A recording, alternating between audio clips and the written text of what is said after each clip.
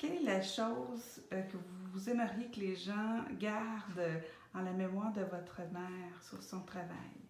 Ben, je dirais sa grande passion, sa grande fougue et son inspiration presque intarissable. D'ailleurs, elle a toujours dit que la journée qu'elle pourrait plus le peindre, elle préférait mourir, et c'est un peu ce qui est arrivé d'ailleurs. Je crois que c'est la flamme qui l'animait constamment que je crois que les gens vont retenir d'elle. Oui, puis je pense qu'elle a, l'esprit créatif, là, je veux dire, c'est admirable de voir que l'inspiration et la création, Oui, parce qu'on a quand même présenté des nouveaux tableaux, même dans la dernière année. tout à fait.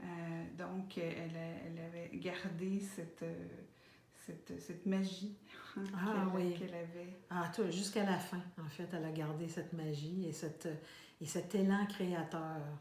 On en avait déjà discuté d'ailleurs de son style. Hein. C'est sûr qu'elle a peint beaucoup du non figuratif, ou de la peinture abstraite, là, comme on dit. Mais je pense qu'elle a toujours évolué, toujours voulu aller plus loin, etc. D'ailleurs, elle dit dans un petit texte qu'elle a écrit, choisir la peinture abstraite a été facile.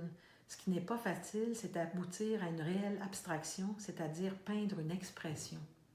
Oh. Donc pour elle, l'abstrait, c'était pas de peindre, d'imiter la nature, par exemple, ou la réalité, c'était vraiment d'aller ailleurs, dans quelque chose de plus, justement, de plus abstrait, de plus de l'ordre des sentiments, je pourrais dire. Donc c'est ce qu'elle voulait un petit peu, mais elle disait toujours, j'aimerais donc ça peindre le chef-d'œuvre ultime. Et elle a toujours eu l'impression qu'elle ne serait jamais capable d'atteindre ça. Même si moi, je trouve qu'elle en a peint plusieurs des chefs-d'œuvre. Absolument. Vraiment. Absolument. Mais c'est ça. Donc, puis aussi, je pense que c'était une peintre qui était très instinctive. Tu sais, elle y allait vraiment par instinct. Des fois, elle regardait sa toile blanche pendant des heures. Et après ça, le lendemain, elle revenait vis-à-vis sa toile blanche. Et là, tout d'un coup, le geste partait. Et là, des fois, c'était presque comme si ça sortait là, quasiment d'un jet, là, à la limite. Puis après ça, elle peaufinait. Puis des fois, jusqu'à temps qu'elle soit totalement satisfaite, mais elle était difficile à satisfaire, je dirais.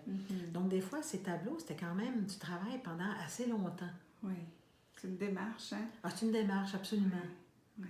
Puis elle aimait jouer avec les couleurs, avec les formes. C'était ça son gros dada, je dirais. Absolument. C'est le côté coloriste, parce que ces tableaux, vraiment... Oui, là, tout à fait. C'est exceptionnel oui. comme travail. Tout à fait, tout à fait. Vous auriez un mot pour le mot de la fin? Qu'est-ce que vous aimeriez nous partager? Ben, ma mère, c'était vraiment une femme entière, une femme passionnée, bouillante. C'était comme un petit volcan, je dirais.